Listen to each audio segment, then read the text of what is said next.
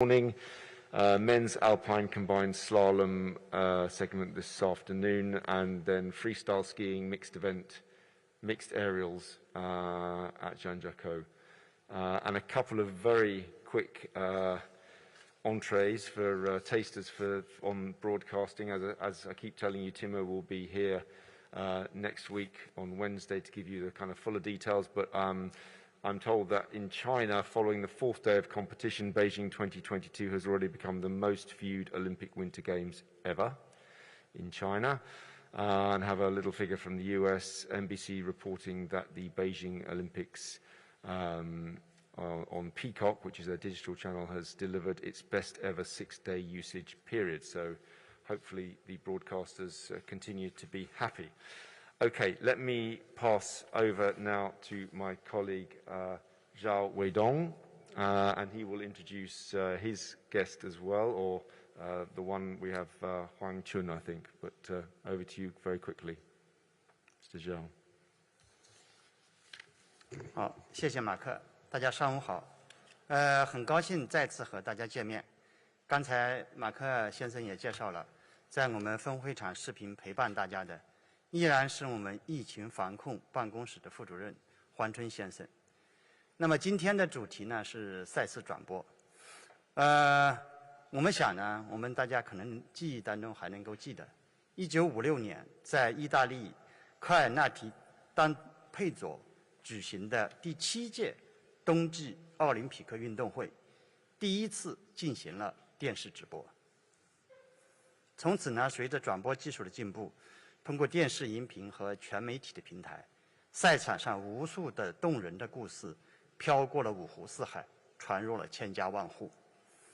那么我们也很高兴地看到2026年呢，科尔纳蒂丹佩佐呢将会同米兰再次举办冬奥会。就在这几天，我们在荧屏上可以看到很多动人的故事。我们看到了宁静五旬8届元老德国老将佩西施泰因，他在诠释日爱可抵岁月漫长。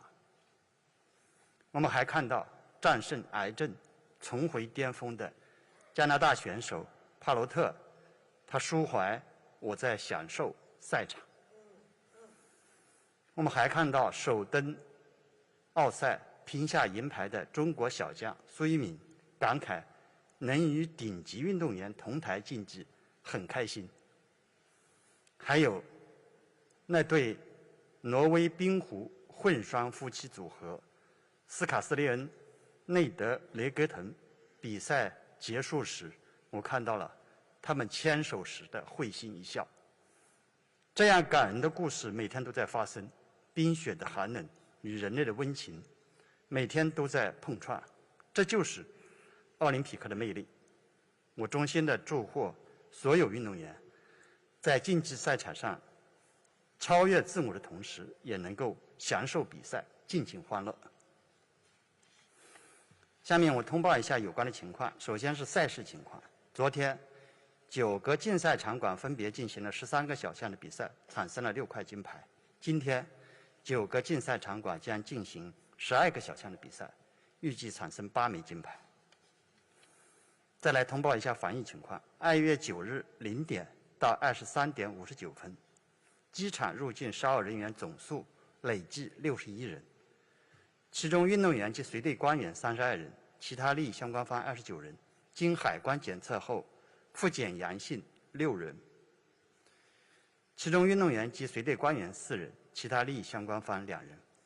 2月9日0点到23点59分，闭环内核酸检测总次数71516，其中运动员及随队官员6660，其他利益相关方64856，复检阳性3人，均来自运动员及随队官员。北京冬奥会入境12人员和相关工作人员均实行闭环管理，与社会面完全分开。最后通报一下天气情况。预计今天白天各赛区以晴转多云天气为主。北京赛区最高气温9度，最低气温0度。延庆赛区山顶中午前后阵风是10到12米每秒。张家口赛区多云间晴，通报完毕，谢谢大家。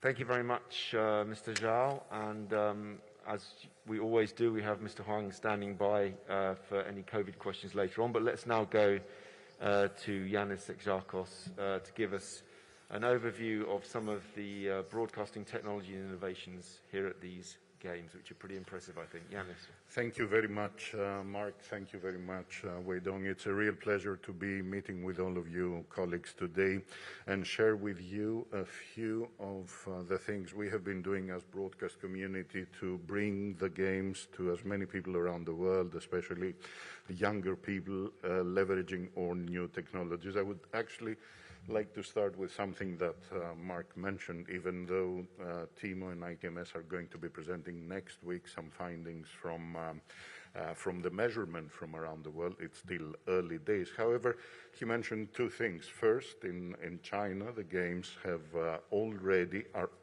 after the fourth day the most viewed Winter Olympic Games ever, Olympic Winter Games ever.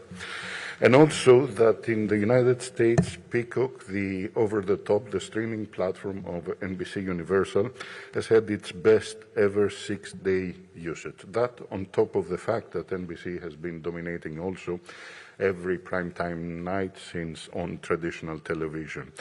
Why do I mention these things? Because these showcase the shift in the way content is being consumed, and of course the Olympics are being consumed. The Chinese broadcaster, probably the largest broadcaster in the world, is no longer called CCTV, China Central Television. It's called China Media Group, and that goes to reflect that its mission and operation is much wider. It's leveraging all different types of distribution and consumption of content. 4 years ago, the big platform of NBC Universal Peacock did not exist. So all these seismic changes that take place in our world really inform the work that we do in producing the games and in providing content to our broadcasters. Even though we have been through this difficult period of pandemic, our commitment to our broadcasters has been firm to deliver the most innovative games ever, to go ahead with most of the innovations we had in mind, despite of the limitations that the pandemic was creating on the operational front. So this is the first winter edition of the games that we fully produce natively in UHD HDR, in 4K with HDR. We do a significant amount of content also on 8K, and those of you walking in the lobby, you may watch the impact that 8K has on this huge screen that we have. On the level of quantity of content, we will be delivering to our rights-holding broadcasters more than 6,000 hours of content. As you probably know, the competition itself is less than 1,000 hours. So all this additional content is really content that's geared towards feeding the needs of digital broadcasting. Those are alternative shots, alternative ways of producing for different types of media and platform, telling stories of the athletes behind the scenes, producing features of the athletes, interviews with the athletes, all these things that make the narrative, the storytelling of the Olympic Games and the Olympic athletes different through digital media. In Tokyo, as you recall, we produced more than 10,000 hours. We touched actually 11,000 hours, and I must say that 6,000 hours for a winter edition of the Games is really a very high number. It's, as I said, 6 times more than what the total duration of the competition is. In addition to that, for those of you following the coverage, you will see that we have introduced a number of data-driven innovations. You will see that in every single coverage there are a number of new elements of measurements, data information that help people understand better what it takes to perform at this level. Many of them in real time, many of them in collaboration with our partner, Omega. We have been working for years with them to develop all these new solutions. You will see that we have introduced 3D replays, the famous matrix effect, across every single sport. So in most winter sports, this has never been used before. We use virtual analysis in a number of sports, again, to introduce more, and I would say more the casual viewers, those who are do not have such an intimate knowledge of the sports, and understand how the sports work.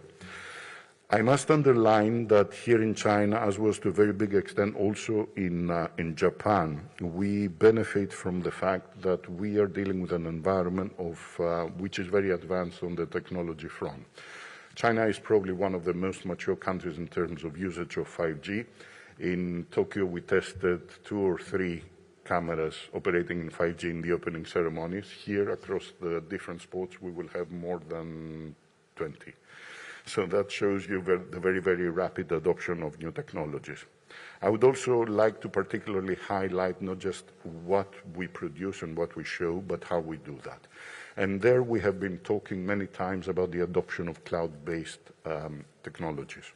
Why is this important? Because I know that cloud is a very cloudy term. Why is this important? Because essentially it allows to produce remotely, it allows an easy transmission of signals and do a lot of the things that we do in our job without needing to be present in the country of hosting the games.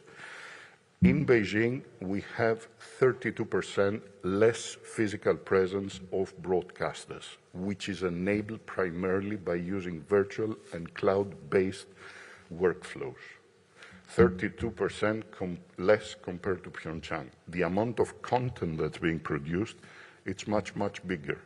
We have 4 times more connectivity going out of the IBC than we had in Pyeongchang, which reflects the amount of content. But this now can be done without needing to transport so many people, so much equipment, has so much operation in the host city. Huge benefit for the sustainability of the games, for the host countries and broadcasters themselves. Also, you know that in Tokyo we introduced a number of initiatives that have to do with remote fan engagement, especially helping the athletes feel that they are surrounded by an international audience and also connect with their friends and families. This proved to be one of the big successes of Tokyo. Athletes absolutely embraced it and loved it.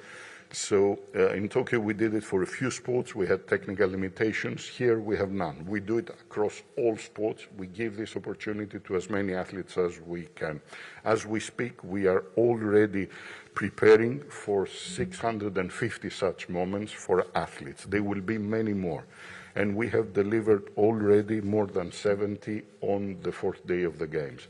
And these capture some of the most emotional moments of the Games.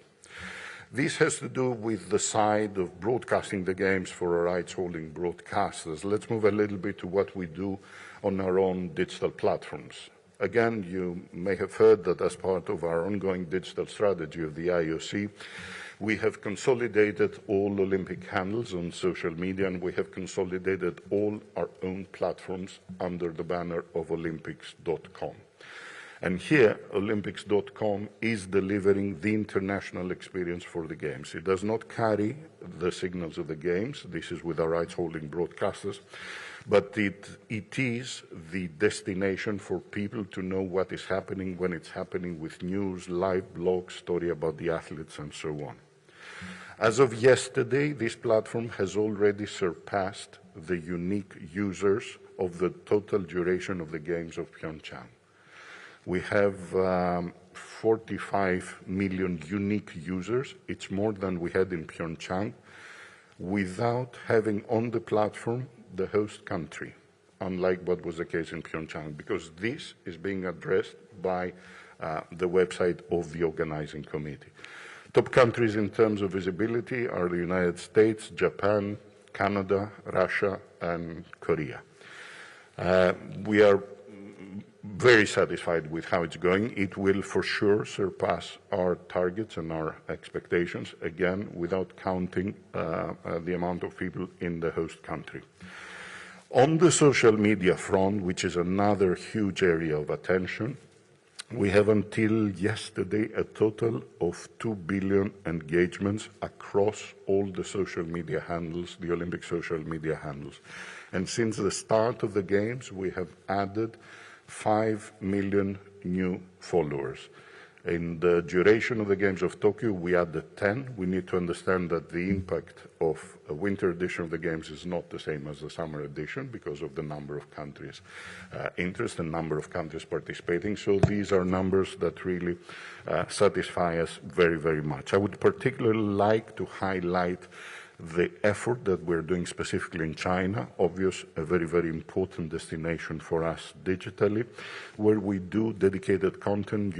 We're using most of the digital platforms of China, which prove extremely popular with the content that we serve. The video that we did for the Chinese New Year, I think, was by far the most consumed and viewed video of any sports entity in China during those days. And I would like here to highlight that most of the traffic is also happening on platforms which are very, very much geared towards the younger generation, especially Gen Z. And I would like to single out here TikTok and Douyin, who seem to be driving most of the traffic on social media of the Olympic conversation. I will stop here, and I would be very, very happy to take any questions or clarify any points. Thank you very much. As ever, we will take all questions on all subjects, but let's hopefully start with a few on this topic, and then we'll move on. But yeah, gentlemen there after that. Yeah. Thank you. I'm the reporter from China Global Television Network, that's CGTN, from China Media Group. My question is, on February 5th, and in the press conference on the cooperation on the opening ceremony, you cooperation with the General Director of the opening ceremony, Mr. Zhang Yimou, you commented on his performance and new cooperation and coordination for this ceremony. But the question now is, how do you evaluate the cooperation now for the whole broadcasting service during the Olympic Games, especially the Chinese stakeholders and including the China Media Group? Thank you.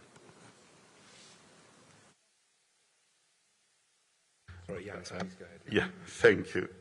First of all, it's always a great opportunity whenever I can speak for our collaboration with Zhang Yimou. This is one of the happiest collaborations that OBS has ever had. Those are always complicated collaborations with the creative teams of the opening ceremony, but if I go back to history, probably this has been one of the most successful ones. There have been full alignment of the vision. There has been full alignment about the execution, about the approach.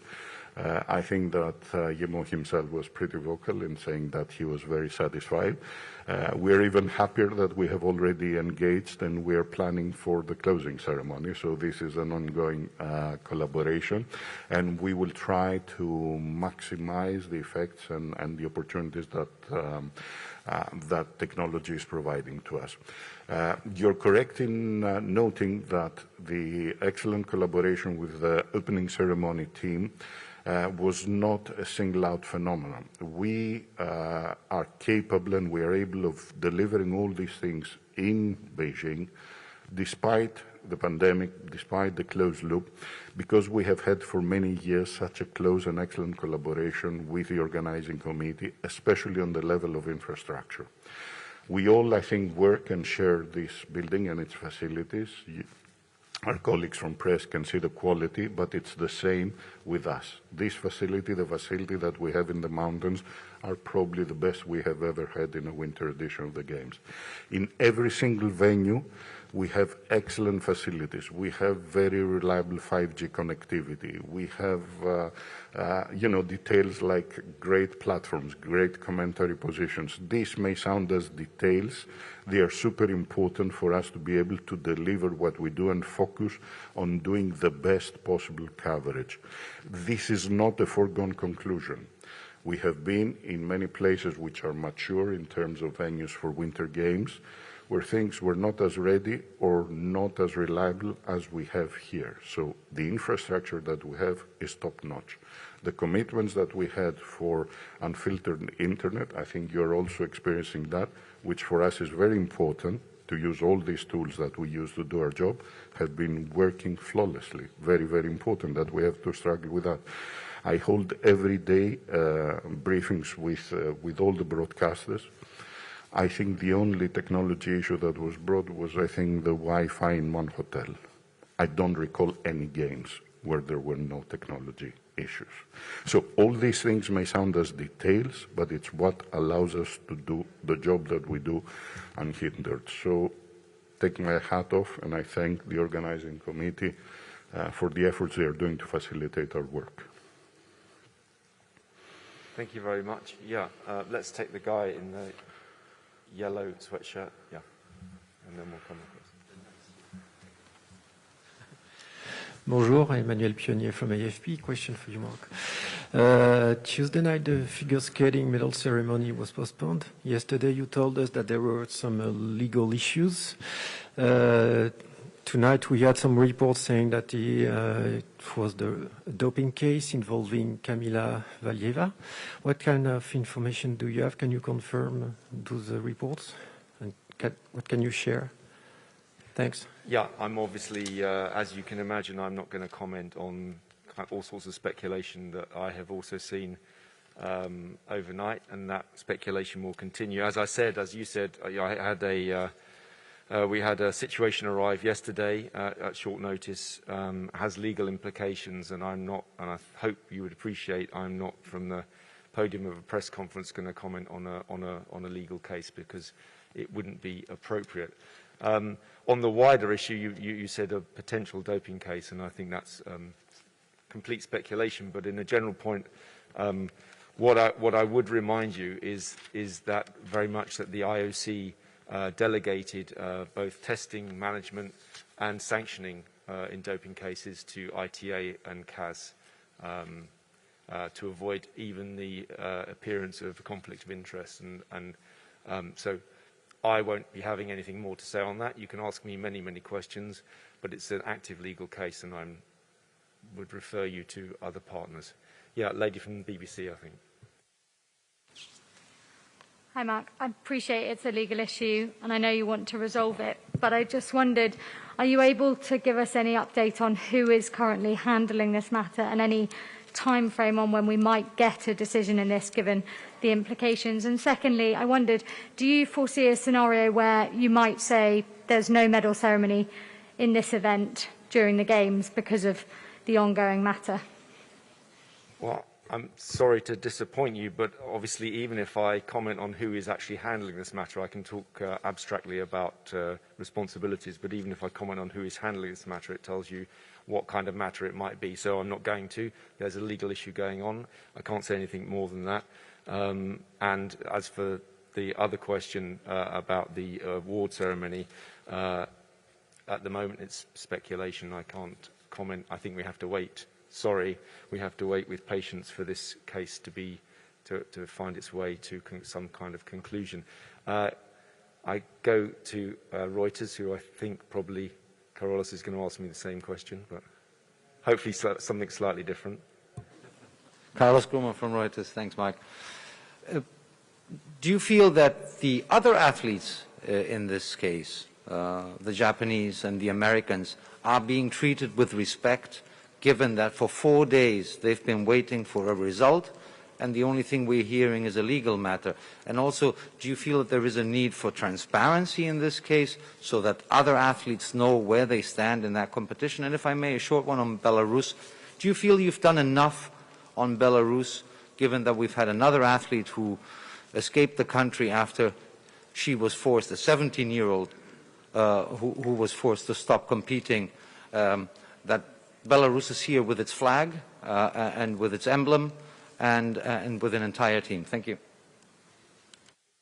Thank you, Carlos. Yeah, I mean, obviously we ask for and hope for the patience and understanding of all the athletes involved here, but it is a legal case. I am bound by that legal case, as you are, and I'm unable to say anything more. On the Belarusian case, which, if we're talking about the same one, is a case before the Games, which I understand was initially a disciplinary action between the NOC, the National Federation and the athletes for some breach.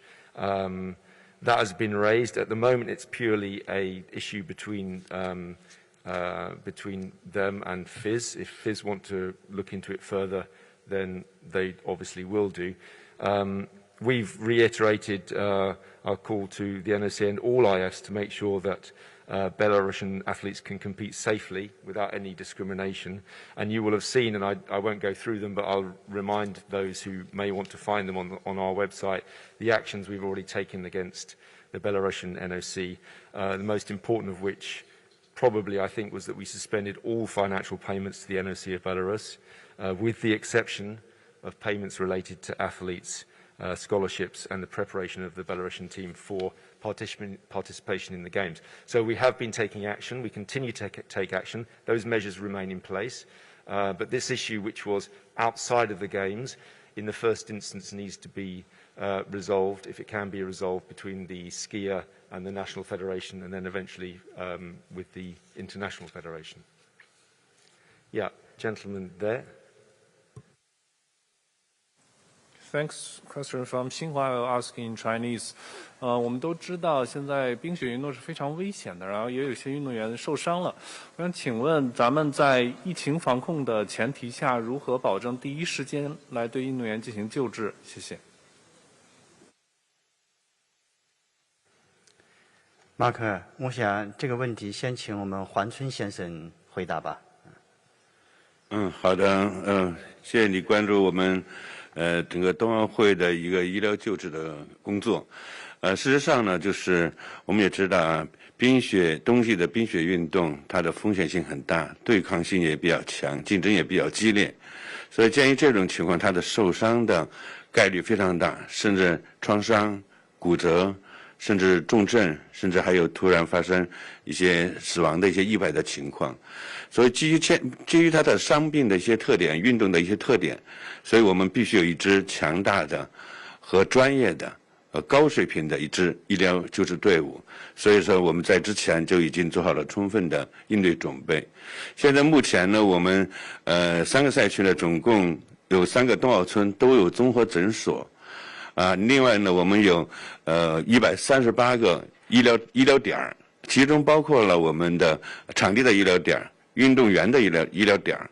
再有呢，我们在场内呢设置了就是98辆的场内的救护车随时保证能够转运到我们的定点医院。在这里边呢，我们在医务人员遴选方面，我们都是来自我们北京、河北的大医院的这些医护人员。而这专业团队技术力量都非常的强，从那个综合诊所包括站点的设备配置，我们都是经过高水平的都是一些专业的设备，都是经过认证的。所有的我们的救治的流程、救治的标准都经过国际奥委会的认证。但是就是目前来说，确实就是有一些受伤的人员，一旦是运动员发生了受伤的情况，我们第一时间会和他们的队医进行确认之后，我们再会现场进行救治。一旦就是觉得就需要转院的情况下，我们通过我们的把它搬抬到我们的移出场外，送到救护车上，完了我们通过闭环转运我们指定的，我们有41家的定点的医疗机构。最快的急救转运呢，5分钟可以到达，最长的也不会超过27分钟。紧急的情况下，比如在高山滑雪延庆和张家口，我们还各配备了两架的直升机救援。前一段阶段，我们就直升机救援了一个伤者。截止到目前的情况看的话，我昨天的数字，总共的受伤人员是84人，全部都是轻伤就是没有重症的病例。所以我们也是通过我们及时、有效的、专业化的救治，所以确保我们的伤情稳定都是很稳定的。另外呢，也确保了我们赛事的顺利进行。所以这点从目前情况看，从医疗救治工作井然有序，就是没有出现什么意外。我们今后也希望我们的运动员在参与赛事的同时，也要保护好自己，尽量少受伤。好，谢谢您的提问。马可先生，我再补充一下，关于这个受伤的问题呢，也是历届冬奥会呢比较关注的问题。刚才我们的黄春专家呢已经和大家介绍了一些情况。我想呢，这个主要有这么几个方面。首先呢，我们这个的赛道场馆都是经过这个国际奥委会专家给予认证的，各方也给予了高度肯定。另外，在出现这种情况的时候呢，我们首先强调的是现场救治。我们现场的医疗点的医务人员呢，第一时间会和队医取得联系，在现场进行处置，能够有效的进行处置。第二呢，然后呢，我们就开始进行我们的联动机制。如果需要转院，在和队医协商完了之后，通过我们的快速通道、绿色通道，迅速的转移到后方的定点医院。第三呢，就是我们的专家支撑。在我们的定点医院，我们有多名的医务人员值守，轮班值守。这里面呢还有很多，我们有63名专家。这63名专家当中，还有10名院士，在提供高水平的专业的指导。我们也关注到前2天呢，这个美国女子大回转运动的员奥布莱恩，他在社交媒体上也发文，对我们场馆和定点医院的医务人员给予了的帮助呢，表示感谢。当然呢，我们也会会同各方来共同做好这项工作。谢谢。Yeah, gentlemen. Someone's already taken the podium, so yes, sir. Can I go ahead? Yeah, please do. I understand that the investigation of this situation with the awards for the team figure skating, that's being handled by someone else, and that you don't have any information because it's a legal issue. I'm wondering if this matter does wind up involving Russian athletes, whether the IOC is taking any steps to reevaluate the broader decision to allow Russia to compete here at these games under the provisions that were created. Is there going to be any reevaluation of that larger decision? Quite a lot of speculation in that question, so I'm not actually going to go into if, then, what, if, then, if. So I can't answer. So there's no preliminary work going on to look at that question? I can't add to anything I've said at this stage because it might confirm or not confirm the story you have. Next gentleman. Thank you, Mr. Adams. I'm Marcus Moore with ABC News. Thank you for taking my question. I have a couple for you. First, in terms of in a situation where there's an investigation into whether or not drugs were used, who is accountable for making sure the athletes who are competing are within the rules? Is it up to the countries themselves or the other organizations that you mentioned? And beyond that, in terms of the athletes and the world waiting for when the ceremony will happen, how much longer will the athletes and everyone watching have to wait? On the second one, it depends on the legal process, as I've already explained, and hopefully I would imagine everyone is trying to work as quickly as they can for everyone involved. We understand, particularly the athletes involved, that they want to see this come to a good outcome, so we are working, or the people involved are working very, very quickly.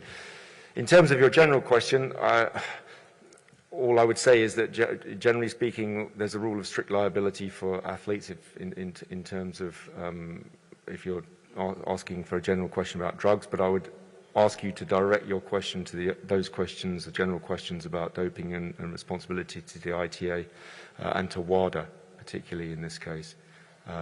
As I say, we took the decision some few years ago to make sure that the investigation, testing and sanctioning were handled by independent organisations, independent of the IOC. So best to direct those questions to them, I may suggest. Yep, sir.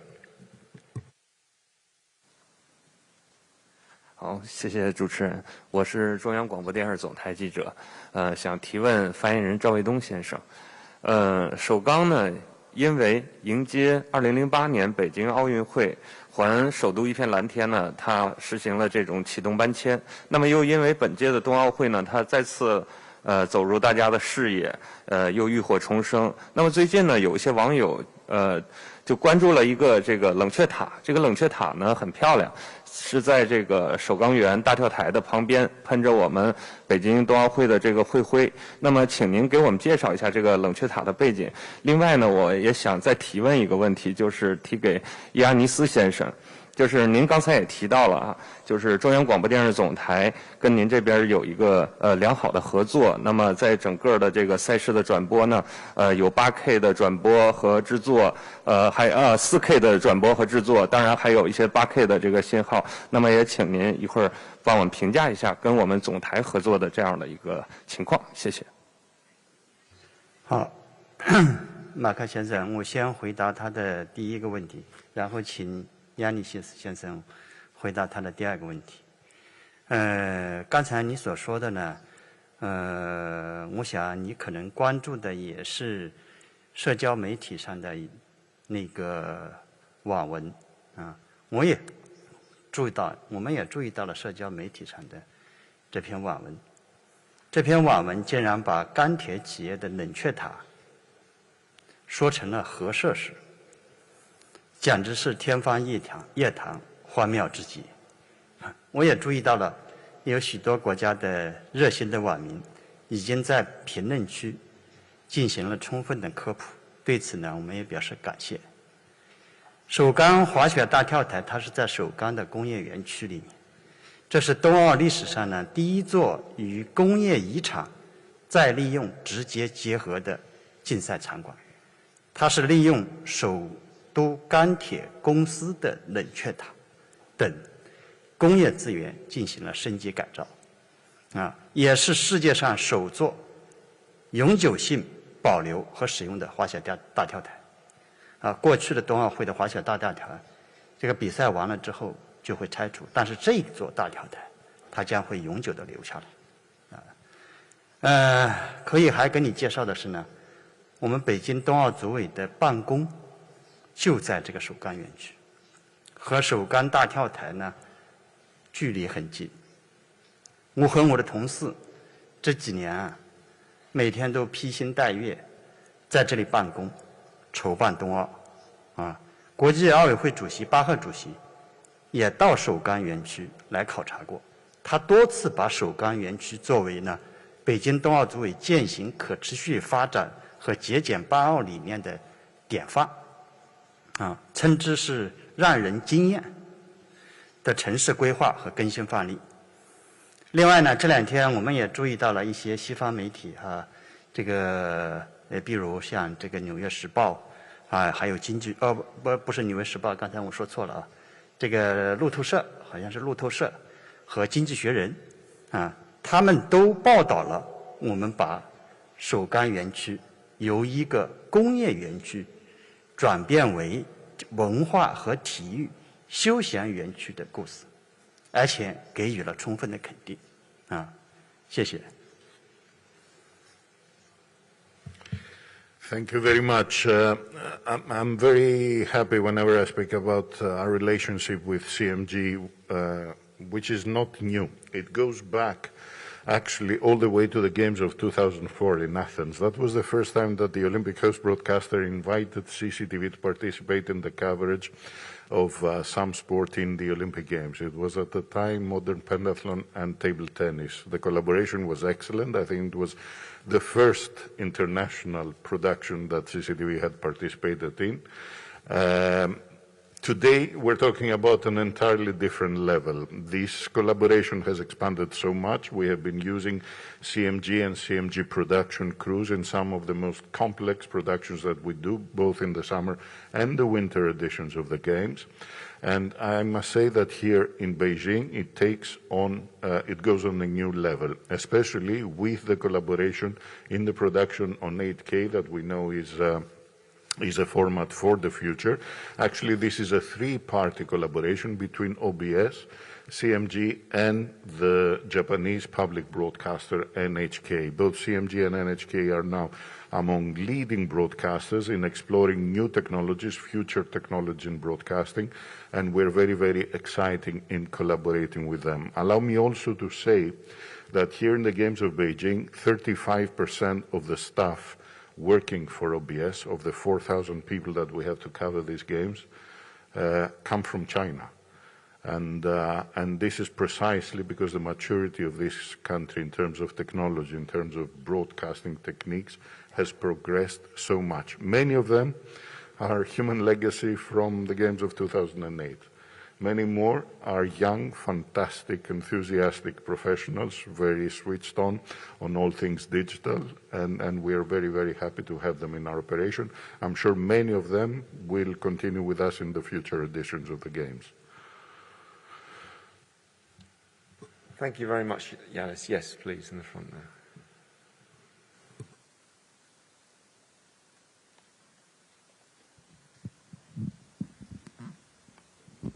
Good morning, Vanessa Lee with CTV Canadian Television. Mark, is it common for athletes to be allowed to compete if they have tested positive for a banned substance ahead of the Games? It depends when that comes to light, I think. If they had been found beforehand, then I guess not. I'm not an expert, so I can't answer that question. But if you would like to put that question, I can put it to the experts. But I guess someone who's tested positive before the Games, it depends on a whole range of things. It's very difficult to talk in the abstract about abstract cases, but it depends on a whole range of circumstances. But I guess if that was uncovered, that would probably be very unlikely. There I can't comment any further. Yes, sir, there.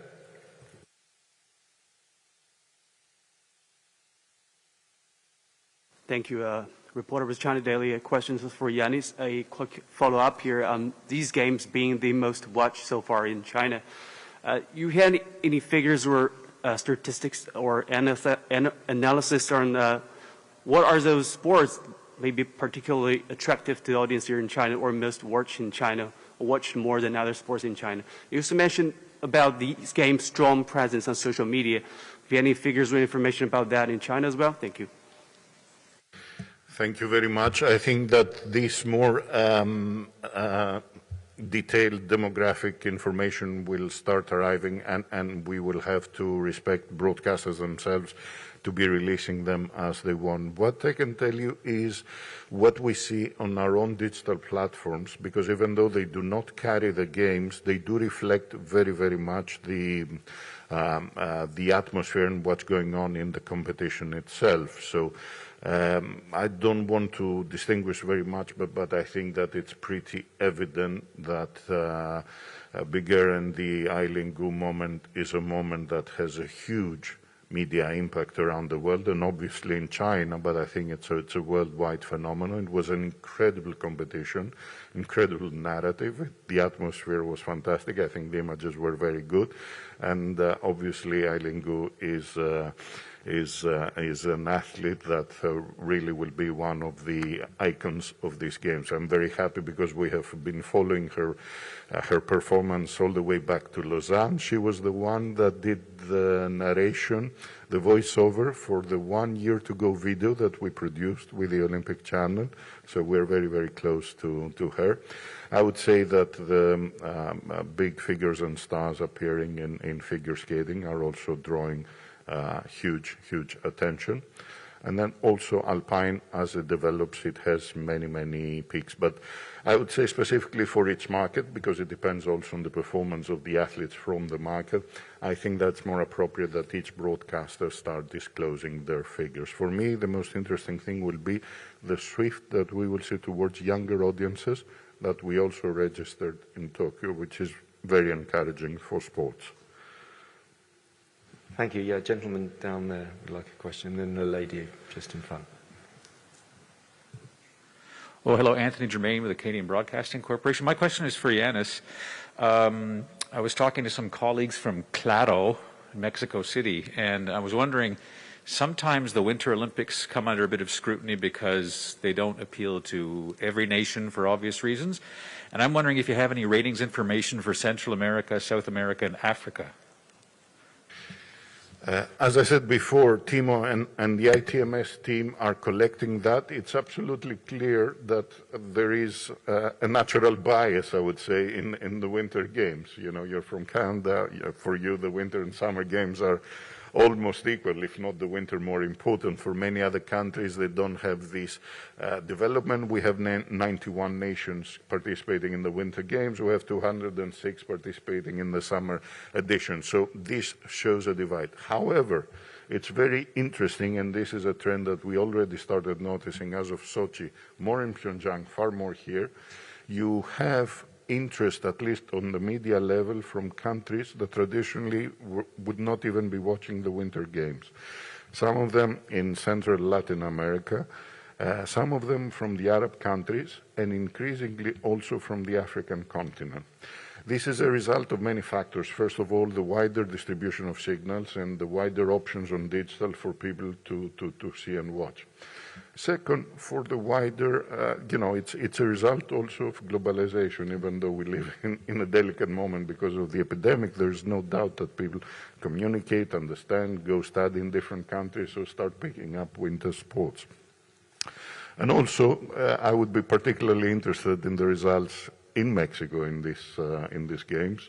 We have an incredible star, an incredible personal story with a Mexican figure skater, which I think is going to be one of the stories of the games, a story, of a huge fighter, that all the evidence would be against him becoming a figure skater, and will be one of the icons of these games. We will see more stories like that we have seen in the past with the bobsleigh teams from Jamaica and so on. And for me, it is exciting for the Winter Games not to stay with the traditional countries only. Yeah, I can only concur with you on that. I've seen the story of the Mexican figure skater. It's an amazing story. Looking forward to seeing him compete. And I should just add, by the way, that the two countries or two national Olympic committees, Kingdom of Saudi Arabia and Haiti, have athletes here for the first time among those 91 countries. So, as Yanis Greece said, has 5. Greece has 5, so everyone's happy. Yes, lady here. 谢谢马克，我这个问题呢是问给冬奥会新发言人赵卫东先生的。因为我们根据天气预报显示啊，在本周末的时候天气会骤降，同时还有雨夹雪。那么我想问，在延庆，尤其是张家口，那么那边的赛事会不会调整？同时如果有改变的话，那么会改变哪些？而且我们也特别关注以运动员为核心，那么对于这些运动员还有哪些具体的保障措施呢？谢谢。好，谢谢你的提问。我们也关注到了这几天的天气预报。未来几天呢，可能有冷空气南下，北京和张家口呢可能会出现小雪的天气。正像前2天呢，我们杨树安主席所说的关于天气的问题呢，冬季运动本身就包括了挑战大自然啊，当然我们也要在尊重自然、尊重自然规律的前提下呢，尽可能的呢。保障好赛事的正常顺利的举行啊，同时也保障好这个运动员，包括工作人员和志愿者的这个安全啊和健康啊。首先呢，这个方面呢，我们是尽量加强精准的天气预报。现在我们在延庆和张家口已经建立了立体式的这个天气监测的这个网络啊，努力实现这个时间上分钟级、空间上100米级的精准的气象预报，满足赛事的气象服务需求。另外，我们在各场馆也有气象预报的预报员，根据这个气象预报员呢，会把相关的数据呢，这个及时的提交给国际冬季单项体育联合会的技术专家啊，然后由他们呢来决定是否变更、如何变更赛程。一般情况下呢，这个降雪不会对赛事正常进行产生影响。但是呢，这个极端的天气下呢，我们也将与国际奥委会、国际单项体育联合会，包括奥林匹克转播服务公司等力相关方密切协作，及时启动这个竞赛日程的变更的相关的程序，最大限度的减少不利的影响。同时，我们这个调整的这个相关的信息也会及时在 info 系统和官网上给予公布，请大家关注另外，据我们了解呢，我们相关的场馆也在做好了准备，就扫雪除冰这个防寒的物资以及这个除雪的人员和车辆的防滑等工作呢，在做预案以便不时之需这个同时呢，我也提醒咱们的记者朋友们，如果去现场采访，也要记得带好保暖的衣服。谢谢。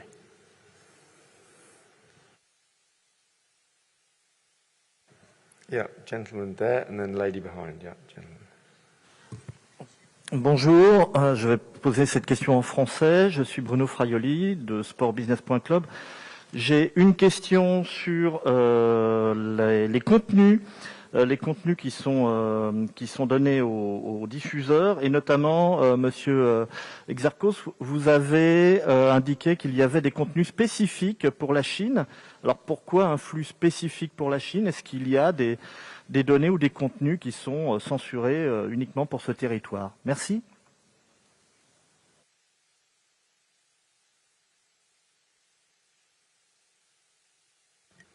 Yanis, that's for... No, I never said that. No, I think it was just asking, No. but I think the answer is no. No, the answer is no. I didn't say that. On the contrary, I said that, as you know, and as has been the commitment, we are all using unfiltered internet to do our job here. No, there's no data that is specific. Yes, let's Phil Barker, and then we'll come to AP. Yeah, Phil. Good morning, Kalimera Yanis. Kalimera. This is a question for you, sir. Two questions, actually. The first one is, you talk of all the digital platforms. Are you ever concerned that there's so much information that it's impossible for anybody to consume it on more than a very superficial level, because you've got so much out there? The other question is about, you were talking about having teams back at base, being able to operate. For the commentators, how can they communicate the passion and the true Olympic values if they're not on site? I know from personal experience, it's a darn sight easier when you're in the stadium. Thank you very much. Two very, very important questions. The first one is a more general philosophical question, because it doesn't have to do specifically about sports, and it has to do, with the multiplication of the offering of content and how can you help focus.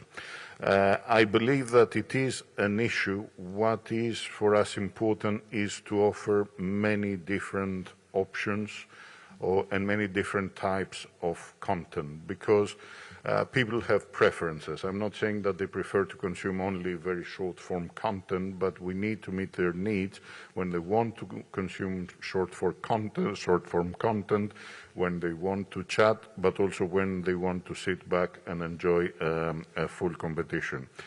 The approach that we are taking on the Olympic platform specifically is a very diverse one. So if you go to Olympics.com, you will see a diversity of content that you can choose. You can choose some of the best content I think that we produce is actually long form. We recently launched two long feature films. One is a story of legendary Peekaboo, the American skier, which is a story directed by Lindsay Vonn and Frank Marshall. It's her directorial debut. And Frank Marshall, who is a legendary producer Steven Spielberg, many films in Hollywood. And the other is the story about the unexpected win of the curling team of GB in Salt Lake City. These are clearly stories that you can immerse yourself, take your time, allow yourself to get into the narrative and understand the details. I totally share with you the concern that the overwhelming offering of content can sometimes be disorienting. I cannot say that it is a problem that collectively as media we have cracked. on levels. Of course, there are more intelligent ways today of looking into content that's relevant to you, but I also agree that the over-profiling from the point of view of the platforms is a dangerous thing. To be fed only with the things that you expect will deprive of some of the nicer things that the internet world can offer. It is a wider problem for digital media. It's an important one. It's not specific to sports. What we have to do in order to promote the Olympic Games and make sure that everybody can reach out to the Games is to produce content for all possible platforms and all possible narratives. Regarding the question about commentators, it is true that the exact atmosphere in the venue can never be replicated. But also it is true that, the investment from many operators or many broadcasters to bring all their commentators for all the sports in the host city is a very big one. Maybe not everyone has this capability. So what we are trying to do as host broadcaster is to provide them with as many possibilities as we can to simulate this operation remotely, provide them real live data to understand what's going on in the field of play, alternative views, alternative options from the venues to understand it better. There's no doubt that the elements that have to do with physical presence are the ones that need to survive. So having journalists doing interviews in the venues, yes, this is something that needs to remain there.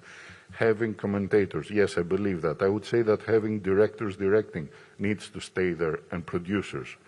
But it's not the same for other functions of our business where you do something in an enclosed space for 25 days. You might as well do it in the other part of the world today. So that is a choice that you need to make. Ourselves, we have many people operating remotely in these games, but they are not our directors. They are not the ones who are producing content. It's other functions which are supportive. Thank you, Yanis. We're coming up to the hour mark, so this is probably the last question. Steve, if you want to... Yeah. Stephen Wade, AP. Mark, Yanis was just talking about all the content we have, all the production we're having, and yet the big story this morning is about this case, this legal case that you can't talk about. Is it concerning to the IOC that these sort of issues, 3 or 4 days into the games, already take precedent in this press conference? Legal issues, cases about doping, when you want to focus on the sports? Yeah, I think the vast majority of people at home are following the sport, enjoying the sport in their different countries. Sadly, we can't have all the spectators that we would like here, but I think generally speaking, and even if you look at the coverage in newspapers, it's generally about the sport, which is what people want to hear about. We don't want to hear about the other stuff, but it arises, it's life, and so has to be dealt with properly, has to be dealt with in a proper, transparent way, a legal way, and we will deal with it, and we will deal with it as quickly as possible. But I think it shouldn't, and it doesn't take away from the magic of the games, which I think the vast majority of people, when I speak to my mother last night, they are loving the games. People are loving watching the sport, and that's what these games are about. It's about sport. So, yeah, we do our best. And thank you very much, everyone. That's